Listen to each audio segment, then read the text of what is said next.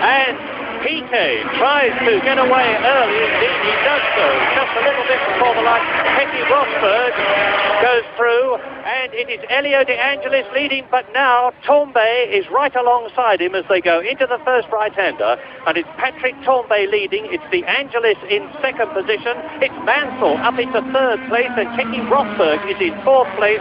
And see the way Tambay is going with the two JPS Lotus cars in second and third positions.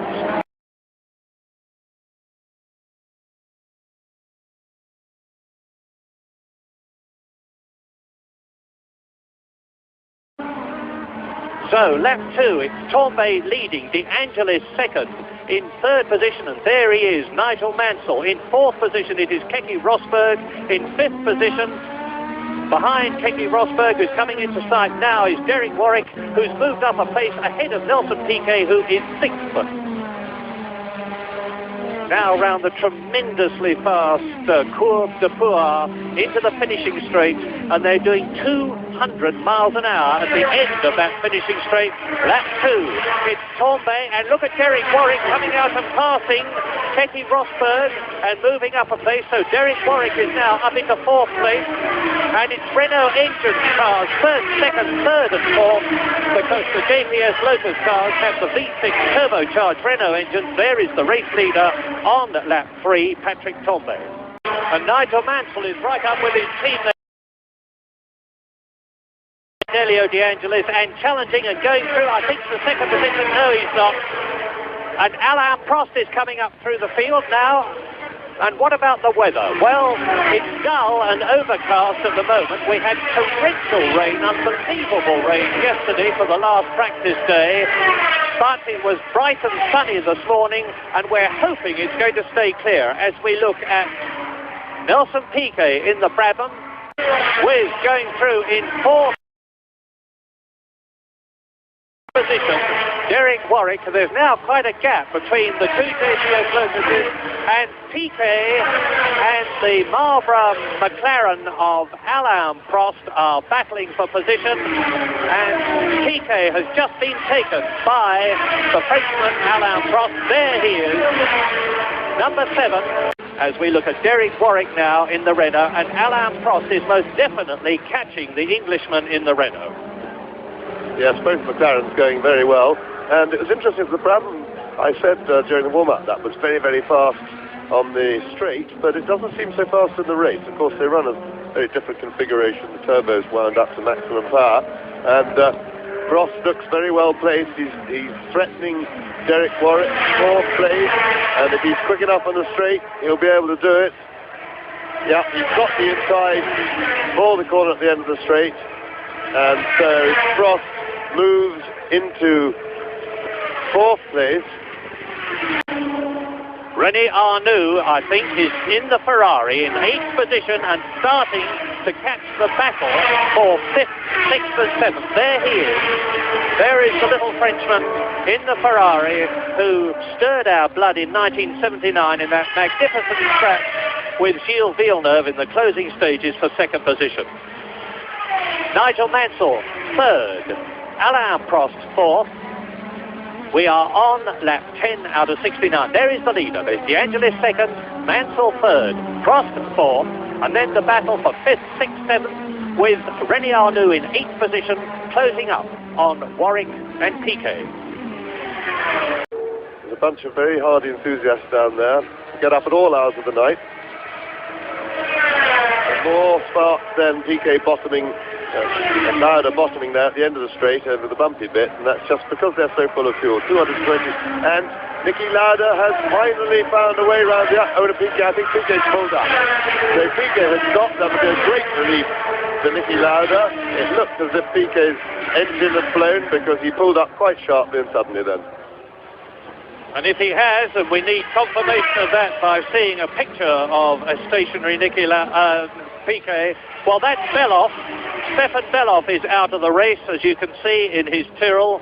And here comes Nelson Piquet into the pits, so it obviously wasn't totally terminal. He managed to limp his car around, but I would think that is Piquet out of the race. And just before that, here's the battle again between Mansell and Prost. Prost's current World Championship leader, And, oh yes, that's a nice little blaze from his turbocharging area, I should think. So they're pretty good. Yeah, they're very quick. They've got their own extinguishers. That's the Brabham crew themselves who have come in there, and the firemen as well helping. So at the moment, back to the Prost situation. He's well stuck. He's going to have to try and get past Mansell around the twisty bit of the circuit. And there he is, right in the toes, in position now. But that Lotus seems to be very fast. And Mansell's made it go the long way round, and Prost has still done it. So finally he's found a way round, and now he's got to set about Mansell's teammate, Elio De Angelis. This is lap 14. You are looking at the new third place man, Alain Prost, who has passed Nigel Mansell, and here it is again. Watch Alain Prost, the man of the French Grand Prix over the years with Renault and now with McLaren, who is leading the World Championship and is in seemingly invincible form this year. Now chasing Elio De Angelis second and Patrick Tambay driving for the Renault team that Prost himself drove for last year. Patrick Tambay leads there. Elio De Angelis second there. Prost is third. Nigel Mansell is fourth. There is Niki Lauda coming up into fifth position ahead of Derek Warwick, who is in sixth place. So both the Renaults are running well, first and sixth, and both the McLarens are running superbly. Niki Lauda there ahead of Warwick. And here's the passing again. Niki Lauda going past Derek Warwick at the end of the very fast straight into the Villeroy bend. It works like that. Now this is where Prost has his problem. That's Tambay going through, and now Prost is not as quick as either of the Lotuses around this part of the circuit, which is exactly where he needs to be. He needs to be quick onto the straight, although he's right on the limit. And of course you have to remember, you see the car behind has a disadvantage through the corners, although Prost is better placed this time.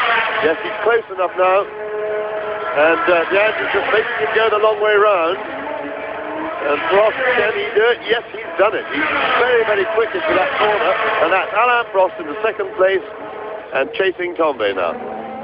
And did you see that Niki Lauda has moved up into fourth place ahead of Nigel Mansell? So the French Grand Prix is really developing with Alain Prost there. Now watch him take Elio De Angelis on the replay. There is Tambay leading. Elio De Angelis moves to the right. Prost goes through to the left and takes second place. Down to third goes Elio De Angelis. And it's only a matter of time now before Patrick Tambay loses the lead to Alain Prost, as Niki Lauda definitely now goes past Elio De Angelis into third position. So De Angelis is fourth. Mansell there is in fifth place. There is Warwick, who is sixth, and Arnoux, who is seventh, bracketed between the Spirit of Baldi and the Osella of Ghinzani. And I think we have still got to watch very carefully Niki Lauda. We must not forget that Renault have had a lot of fuel problems. Now here is Lauda taking De Angelis and third position. And watch for the red Ferrari in the background of René Arnoux. There it is, just passing Baldi. Because as they come through to complete lap 23, the gap is down to 0.67 seconds, and there's somebody's engine burst. I don't know whose it is until we catch up through the smoke with the car that is making it.